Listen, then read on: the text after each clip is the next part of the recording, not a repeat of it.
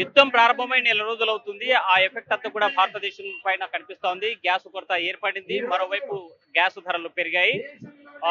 Mister Modi where is my gas అంటూ ఈరోజు దేశవ్యాప్తంగా కాంగ్రెస్ పార్టీ ఆందోళన చేపట్టినటువంటి పరిస్థితి ఉంది.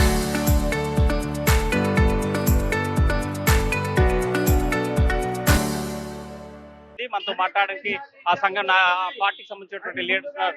సార్ చెప్పండి, ఇవాళ ఈ ఆందోళనకు కారణమే? ఈరోజు ఎల్పిజి ఈరోజు దొరక్క సామాన్యుడు ఇబ్బంది పడే పరిస్థితి ఈ దేశంలో నెలకొనింది.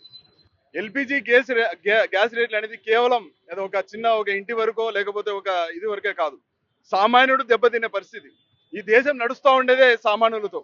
అంటే మిడిల్ క్లాస్ కావచ్చు, లేకపోతే రైతులు కావచ్చు, కర్షకులు కావచ్చు, ప్రతి ఒక్కరికి కూడా ఈరోజు దెబ్బతినే పరిస్థితి వచ్చింది.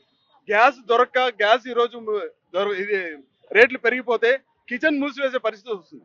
అంటే మరి వాళ్ళు బ్రతికేది ఎలాగా? ఈరోజు ప్రతి ఒక్క విషయంలో ఈ ప్రభుత్వం అసలు రాష్ట్ర కేంద్ర ప్రభుత్వాలు మరి వాళ్ళే చెప్తా ఉన్నారు ప్రజల గురించి మేము ఆలోచన చేస్తామని చెప్పేసి. కానీ మరి ఈరోజు ఎక్కడ చూసినా కానీ సంక్షోభం ఏర్పడింది. ఈ సంక్షోభం ఏర్పడుతుందని చెప్పేసి రాష్ట్ర కేంద్ర ప్రభుత్వాలకి ముందే తెలుసు. మరి ఎందుకు వాళ్ళు చర్యలు చేపట్టలేదు?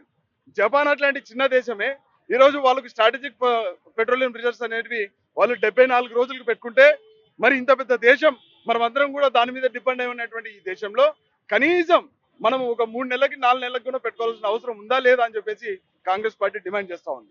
రాహుల్ గాంధీ గారు ఇంతకుముందే చెప్పారు, పెట్రోలియంని జీఎస్టీ పరిధిలోకి తీసుకురండి, ఇట్లాంటి విపత్తులు వచ్చినప్పుడు మనకందరికి బాగుంటుందని. మరి ఎందుకు ఈరోజు ఈ ప్రభుత్వం తీసుకురాలేదు? ఈరోజు వ్యాట్ కూడా ఎందుకు ఈ రాష్ట్ర ప్రభుత్వం తగ్గించట్లేదు? రాష్ట్ర కేంద్ర ప్రభుత్వాల మొండి వైఖరి నిరసిస్తూనే ఈరోజు ఇది చేశాం. ఇప్పటికైనా కానీ ప్రభుత్వాలు స్పందించి, గ్యాస్ కొరత అనేటువంటిది యుద్ధం జరుగుతుంది కాబట్టి ప్రాబ్లం ఉంది, దానికి మోడీ ఏం చేస్తారంటే? యుద్ధం జరుగుతూ ఉండేది వాస్తవమే, కానీ యుద్ధంకి ఇంత ముందు ఎలాగుంది ఇప్పుడు ఎందున్నది కూడా మనం ఆలోచన చేయాలి కదా. మరి రష్యా యుక్రెయిన్ జరిగేటప్పుడు ఆ రోజు చాలా తక్కువ రేటుకి $30 కూడా బ్యారెల్ వాళ్ళు ఇచ్చిన రోజులు ఉన్నాయి. ఈ రోజు $600 అంటే ఓకే, మరి ఆ రోజు $30 వచ్చినప్పుడు ఆ రోజు రేట్లు ఎలా ఉన్నాయి, ఈ రోజు రేట్లు అలాగే ఉన్నాయి కదా. మరి ఆ రోజు సబ్సిడీ ఇవ్వలేదు, ఈ రోజు సబ్సిడీ ఇవ్వలేదు. మరి నువ్వు ప్రజల గురించి ఏ రోజు ఆలోచించడం అని చెప్పేసి ఈ రోజు మేము డిమాండ్ చేస్తోంది.